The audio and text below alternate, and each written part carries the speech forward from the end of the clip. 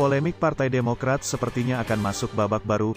Yusril Iza Mahendra yang merupakan Ketua Partai Bulan Bintang menjadi pengacara bagi Demokrat hasil Kongres Luar Biasa Deli Serdang dengan mengajukan judicial review ke Mahkamah Agung terhadap anggaran dasar dan anggaran rumah tangga, ADART, Partai Demokrat. Publik pun akhirnya bertanya-tanya dengan sikap yang diambil Yusril Iza Mahendra, bukan fokus membangun citra Partai Bulan Bintang yang dia pimpin, agar mampu berpartisipasi pada Pileg 2024 nanti.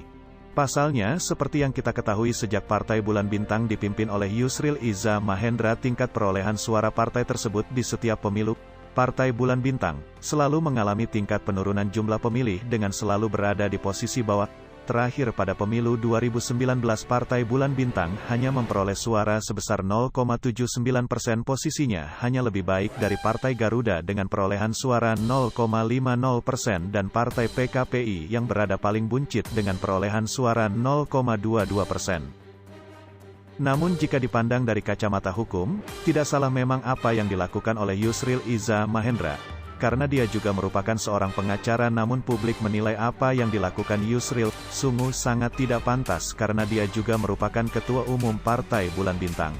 Namun malah ikut sibuk masuk mengurusi perihal masalah Partai Demokrat versi Ketua Umum Agus Harimurti Yudhoyono, yang nyatanya telah disahkan dan diakui kepengurusannya oleh Kementerian Hukum dan HAM serta menolak kepengurusan Demokrat versi KSP Muldoko. Sementara itu mengutip Republika.co.id, politisi Demokrat Rahlen Nasidik meminta agar sebaiknya Yusril menggunakan ilmu pengetahuannya demi kepentingan yang lebih besar. Rahlen heran mengapa Yusril hanya secara spesifik dan selektif menyoal ADART Partai Demokrat.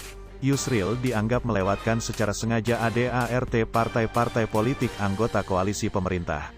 Rahlen menuding ada partai anggota koalisi pemerintah yang memiliki struktur majelis tinggi, namun dengan kekuasaan yang bahkan jauh lebih besar, yakni, berwenang membatalkan semua keputusan Dewan Pengurus.